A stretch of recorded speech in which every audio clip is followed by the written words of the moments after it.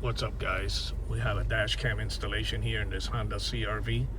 We end up installing it for the customer. All the wires are hidden, you don't see anything.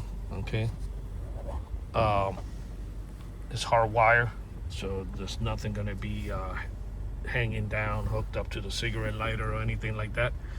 And then the back camera, it's installed on that back glass there on the top, if you can see it.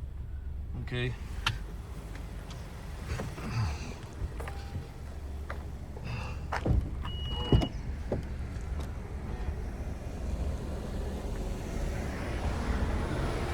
Everything is ran really nice.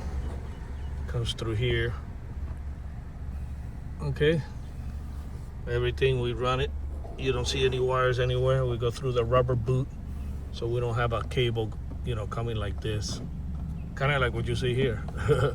But yeah, we ran it inside the rubber boot, and that's pretty much it. Numbers again is 305-298-4814. That's 305-298-4814. This one was performed here in Miami, Florida by Auto Line Specialist. And like I say, everything is hardwire.